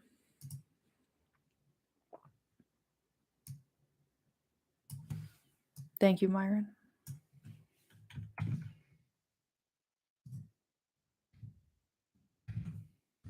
Look it up later. Described to me verbatim, I cannot leave the house, even to go to the store, without makeup and my push-up bra and my high heels because you never know when the right man is going to see you, the man who's going to be a good husband. Basically, what I understood this to mean is so many men are so shitty that you need to be like marketable at all times so that when that very rare man comes around, you are ready to be attractive to him. That's what I understood it to mean, which is like so fucking sad. She was like, I can't even go to the store to get bread without looking like a fucking model because I don't know when the right man is going to see me. Um and it's not like when they move to Canada they lose that mentality, you know? Like it the values and the survival mechanism is the same. You know, that I need to find a man who will take care of me and that's how I'm going to be safe.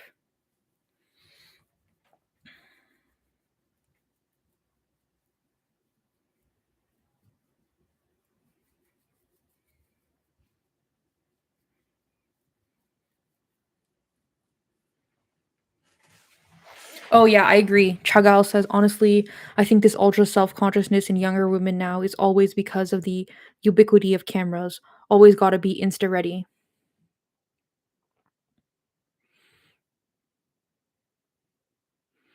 Yeah, Matt Adam, that reminds me of like some of these like self-help books on like how to be a good wife. They literally or in Mad Men, isn't this in Mad Men? Well, too, like in like the 50s and whatever, it was like women were expected to wake up before their husbands to take out their curlers and go in the room and do their makeup. And so they get back in bed so that when the husband wakes up, he thinks, "Oh, look, my wife is always beautiful and perfect."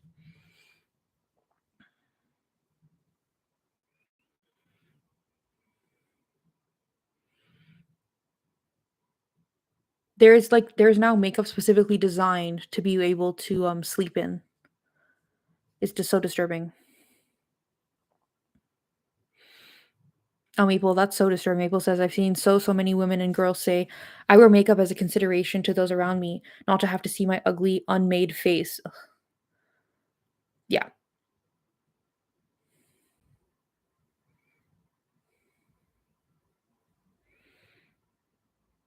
Yeah, personal person, very true. Like a lot of the women who are really into makeup these days will say like, "Oh, but it's not. It's like art. It's like aesthetics. I'm fulfilling my aesthetic. It's not about that I need to like cover my face because I think I'm ugly. It's because I'm trying to fulfill my aesthetic." And I'm like, exactly. Apostle person says this is just a new cover for the same old song and dance. Completely agree.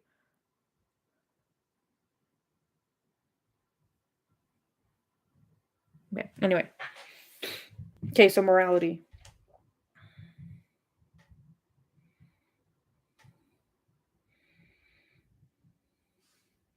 So Dworkin talks about how morality or moral intelligence must act in a public world, not a private, refined, rarefied relationship with one other person to the exclusion of the rest of the world.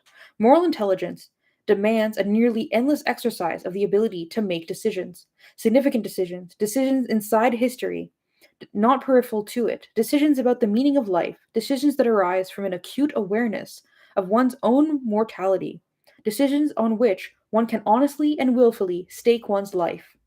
Moral intelligence is not the stuff on which cunts are made. Like because she means like a dehumanized thing is what she's saying there. Moralism is the cunt, the woman, she's being hyperbolic here, effort to find some basis for self-respect. A pitiful gesture toward being human at which men laugh and for which women pity other women. So again, she's talking about how to grow your moral intelligence, you need to be able to enact it, to test it out, to do it instead of just thinking about it.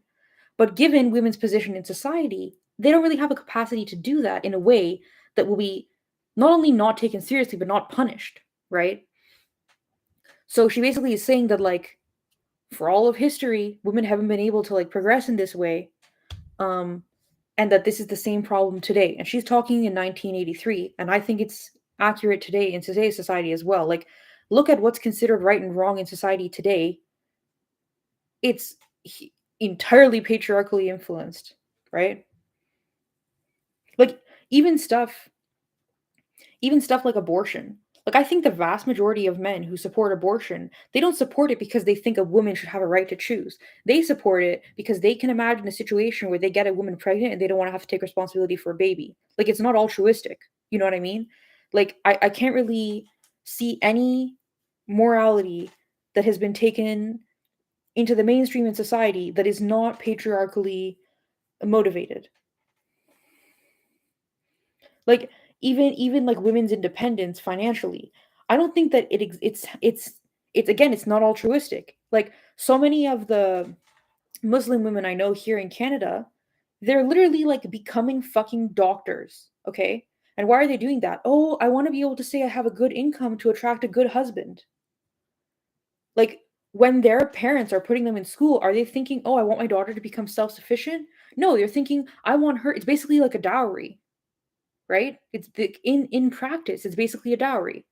Like it's not for her own good. It's for the good of the men who will benefit from her, so that she's more usable in various ways instead of one way. Anyway, okay. Oh my god, it's been like shit. I was supposed to get off and have a phone call in 15 minutes. Okay.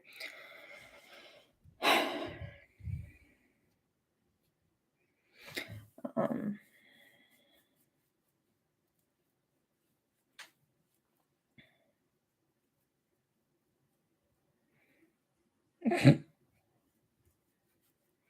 Okay.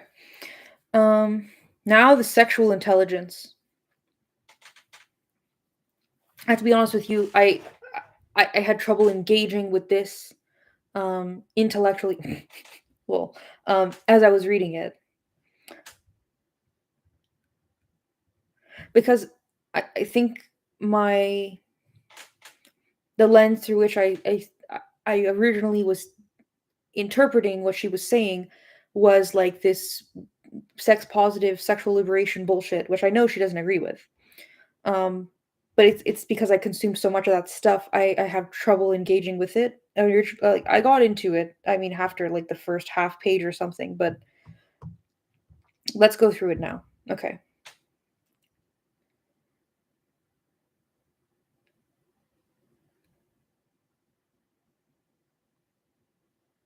So she first describes moral intelligence because I think she wants us to engage with that first, to have a clear understanding. It's about values, right and wrong, tenderness and cruelty. That's what moral intelligence is. Right now we're into sexual intelligence. There is also possibly sexual intelligence. I love how she says possibly. She's like, this is a thought experiment. I can't prove this because we live in a society where this is impossible almost. A human capacity for discerning, manifesting and constructing sexual integrity. Sexual intelligence should not be measured in numbers of orgasms, erections, or partners. Okay, whatever. Sexual intelligence, like any other kind of intelligence, would be active and dynamic. It would need the real world, the direct experience of it. It would pose not buttocks, but questions, answers, theories, ideas, in the form of desire, or art, or act, or art, or articulation. It would be in the body, but it could never be in an imprisoned, isolated body, a body denied access to the world. Okay, so I think she's talking about what we commonly in this era call sex critical or sex negative, which is to ask yourself, why are you doing what you're doing? Where did you learn how to do this? What are the motivations for you doing this? What are the motivations for your partner doing this? What are the consequences of this happening? Like short term, long term. Like it's basically like having a complex understanding of what's right, what's wrong, what's good, what's bad. Why do you like it? Why do you not like it? Like to have a complex understanding of sex and sexual acts is what I think she's talking about.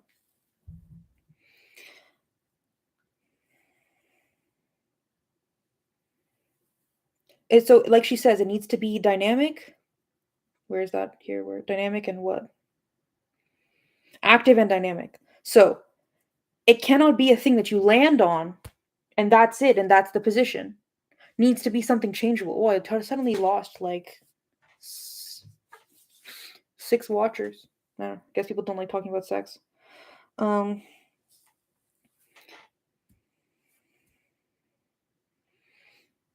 so she basically talks about because women don't have autonomy over their bodies in the first place, to be able to have a moral analysis of their sexuality is basically impossible. Because she says, you need to be able to actively engage in it and participate in it. So if you don't really have options of how to engage or how to participate, then you're stuck doing the one thing or the other thing as a survival tool, as she mentions.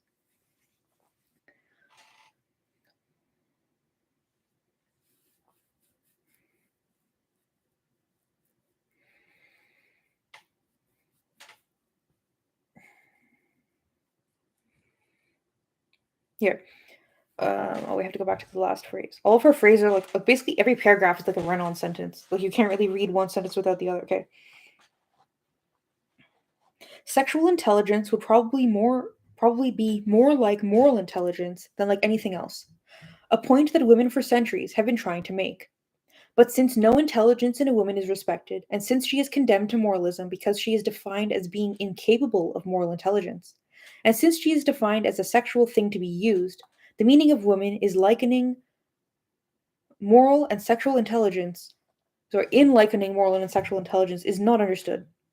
Sexual intelligence asserts itself through sexual integrity, a dimension of values and action forbidden to women. Okay, so I think she's talking about basically where sexual autonomy meets sexual criticism. I think is what she's talking about. Like that's how I interpret what she's saying. If somebody else has something else to say, let me know. Um, oh, bye, Aqua.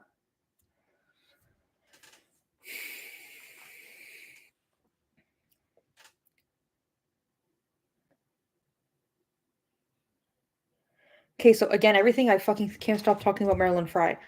She basically talks about how you have to start from the position of I have the ultimate decision, ownership of my body, aka I can say no to anyone for any reason in any circumstance.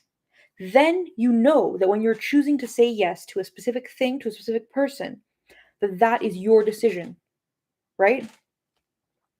She's saying that because women do not have autonomy over their body, they do not have the ultimate position of I own my body, I say no, you respect that no. Because women do not come from that position, they can't engage in an act that is based purely on their own sexual intelligence, it's all based on like concessions within the patriarchal paradigm. At least that's how I'm understanding it. You hear, one preordained to be fucked has no need to exercise sexual intelligence, no opportunity to exercise it, no argument that justifies exercising it. To keep the woman sexually acquiescent, the capacity for sexual intelligence must be prohibited to her, and it is.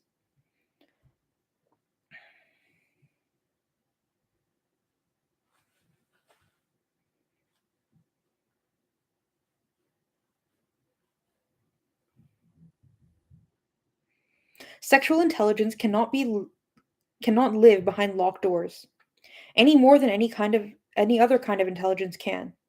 Sexual intelligence cannot exist defensively, keeping out rape. That's what I mean. It can't just be a reaction to outside factors. It has to be a thing that comes from itself, right?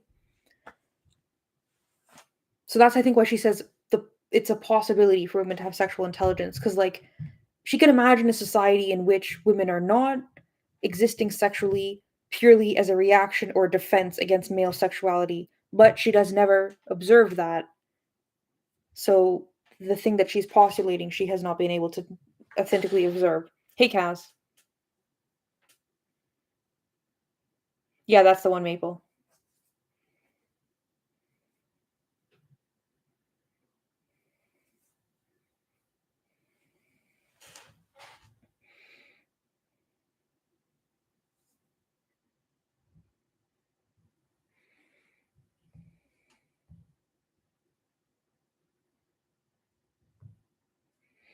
Okay, then she talks about I'm gonna try to kind of be very focused now, like to hopefully finish this in the next 10 minutes.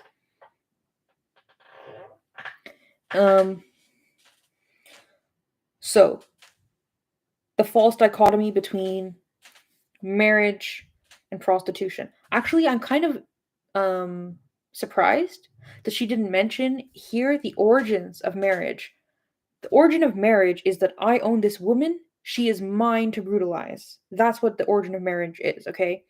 So when you know that, then you truly understand the false dichotomy between prostitution and marriage, right?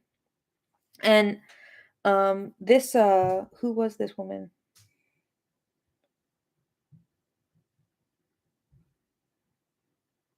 Victoria Woodhull.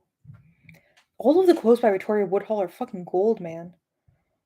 So she's like, when we think of the whore, I'm paraphrasing. When we think of the whore, we think this is a woman who is used to sexual brutality. This is a woman who we know is being sexually brutalized. That's acceptable in society. We've accepted that, right?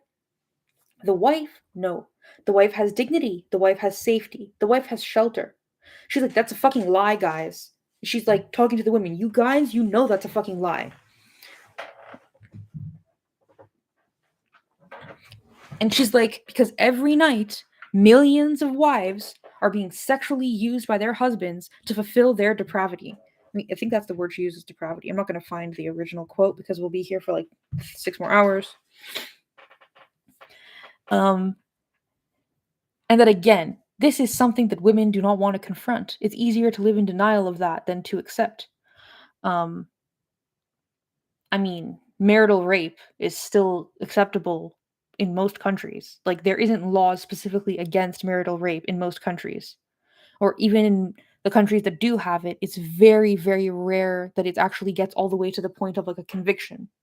Because society at large, including the judicial system, on a very basic level, views it as an absolute right of a man to sexually use his wife.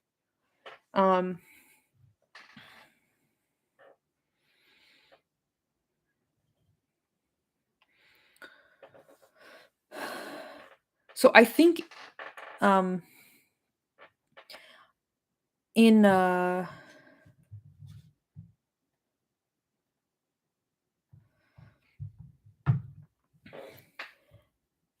Dworkin's, in this chapter of this book, what I understood the term sexual freedom to mean is I say no to everyone until I decide to say yes to the right person. I say no to everything until I decide to say yes to that exact thing that I want to say yes to.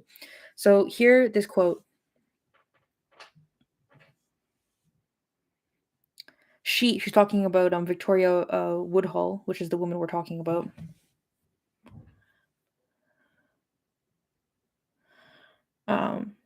She threatened not only those sacred institutions, but the male hallucinations that prettified those institutions. Those happy visions of happy women, caged, domesticated, or wanton, numb to rape, numb to being bought and sold. Her sexual intelligence was despised, then ignored, because of what it revealed. He who hates the truth hates the intelligence that brings it. Okay. Maybe that's what this chapter is actually about, truth. We're too far into it now to change track, I think. Okay.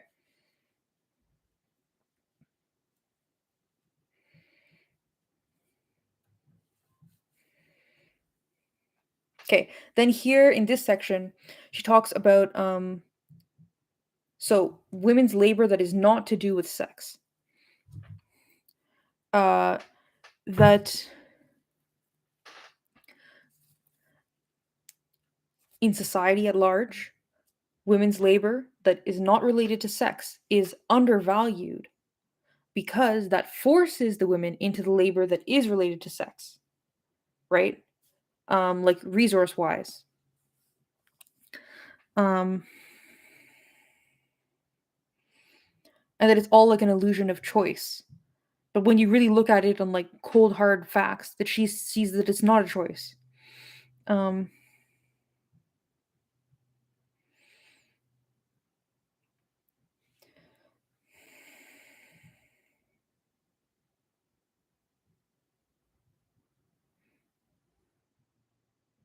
I think it kind of goes back to something that she mentioned in the last chapter, which is that like with right-wing women or conservative women or traditionalist women, when they enter into marriage, it's like the devil they know.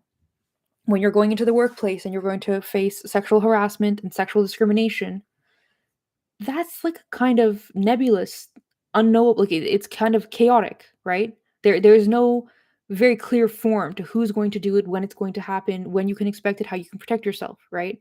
Whereas in marriage, you know what is he going to do to you, when is he going to do it to you, how is it supposed to happen, what are the power dynamics. And so with this like false choice of like, the independence, the marriage, or like the prostitution, the three options, this false sense of choice, they think, oh well, I've chosen the one where I can mitigate the harm the most, there will be the least harm, it's only one man I have to contend with, instead of like in the workplace where it could be many many men. Like, yeah. Like here, Kate Millett says, I'm a PhD, and after 10 years experience in teaching, I was making $60 a week. One of the prostitutes she interviewed says that in her prime, she was making $800 a week. So that society de-incentivizes women from profiting and becoming self-sufficient off of work that is not sex-based, to incentivize sex-based work, whether that is in the marriage bed or in prostitution.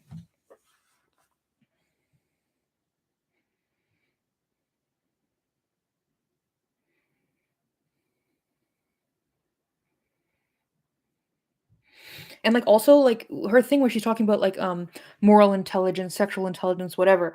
I think that this Jenny Derri- Derricourt, and what's this guy's first name? Who knows? Oh, Joseph Proudhon. So she wrote to him talking about basically her sexual morality, and his response was basically, women don't want to be equal. Women shouldn't be equal. They're happiest when they're being servile. And it's just so sad to me. Like, it's a perfect summary of what she's talking about in this. Because this woman, she was obviously like in exercising her intellect, growing her morality and her sexual politics, right? But who did she have to bounce her ideas off of? Who did she have to inform her opinion? Fucking men's rights activists. That's who she had to talk to. You know what I'm saying? Like, it's so, so sad. Like, how much more revolutionary ideas could Jenny Dericourt have had if she would have had other Like people who were not this fucking douchebag to bounce her ideas off of. You know what I want to say?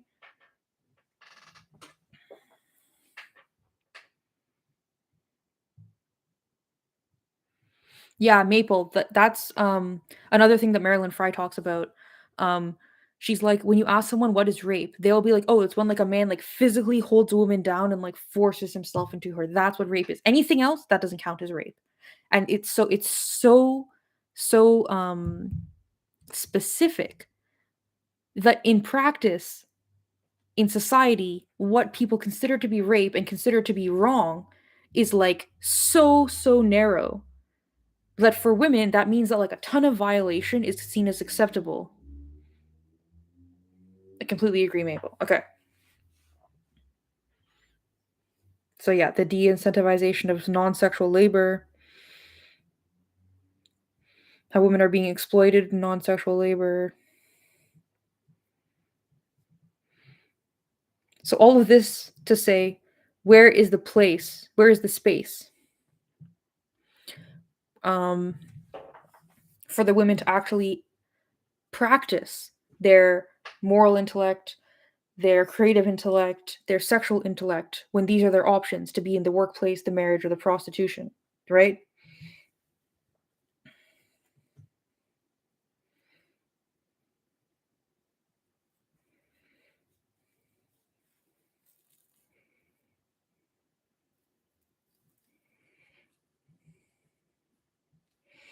So, okay, we are now at the conclusion. Amazing. Finally. I think this today's analysis was much better than yesterday's. I'm more well rested today. I think I got 8 hours of sleep last night instead of 4. Okay. So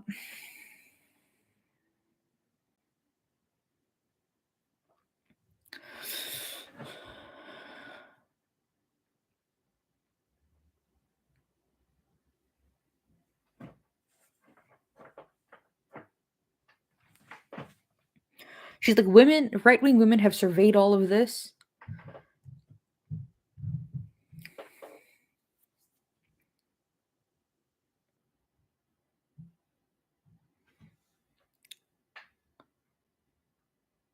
Okay, where's the first time she says they are not wrong?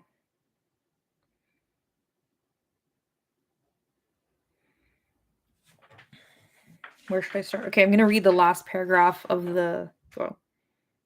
these paragraphs like a whole page long. The last paragraph of the essay.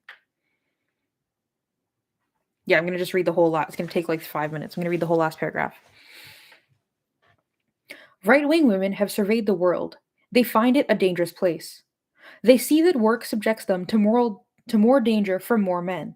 It increases the risk of sexual exploitation. They see that creativity and originality in their kind are ridiculed.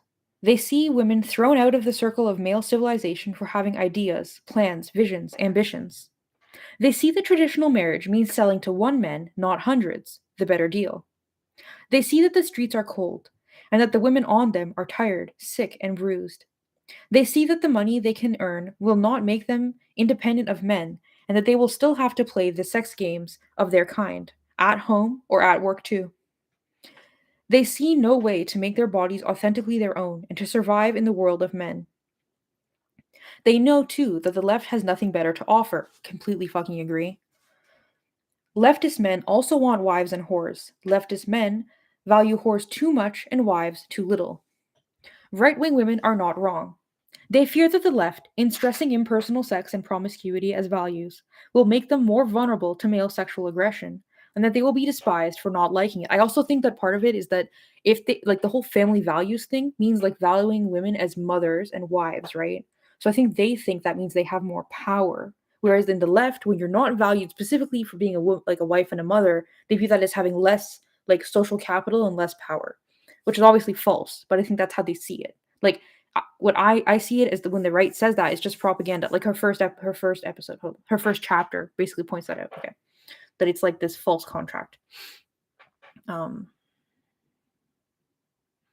Yes, okay. They fear that the left, in stressing impersonal sex and promiscuity as values, will make them more vulnerable to male sexual aggression, and that they will be despised for not liking it. They are not wrong. Right wing women see that within the system in which they live, they cannot make their bodies their own, but they can agree to privatize male ownership, keep it one-on-one, as it were. They know that they are valued for their sex organs, and their reproductive capacity, and so they try to up their value through cooperation, manipulation, conformity, through displays of affection or attempts at friendship, through submission and obedience, and especially through the use of euphemism, femininity, total woman, good, maternal instinct, motherly. Their desperation is quiet. They hide their bruises of body and heart. They dress carefully and have good manners. They suffer. They love God. They follow the rules. They see that intelligence displayed in a woman is a flaw, that intelligence realized in a woman is a crime. They see the world that they live in, and they are not wrong. They use sex and babies to stay valuable because they need a home, food, clothing. They use the traditional intelligence of the female, animal, not human. They do what they have to survive.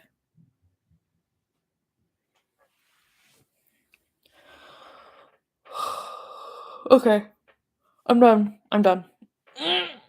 Okay, so the next chapter is going to be read. It's going to be read. Sorry, on Monday. Now, is it going to be? Right now, it's scheduled to be noon on Monday, but it depends what I do that day. I think it might be. I think it might be pushed back a bit. But like I said, just check my channel, check the stream. You'll see if it gets pushed back. I think the best thing to do is to keep track of the playlist because I have scheduled all of the videos and they're all in the playlist. So if you just click on the playlist, you'll see when each video is scheduled. You can look ahead. Yeah, so the next chapter is called Abortion. Very relevant to the stuff going on these days. So yeah.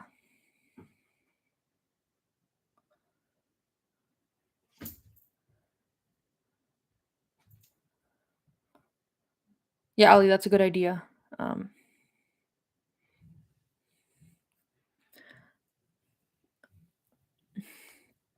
Yeah, so I'm going to read the chapter on abortion on Monday. On Sunday at noon, we're going to do Sister Space. Both Rachel and I have conflicts on Saturday, so we can't do it on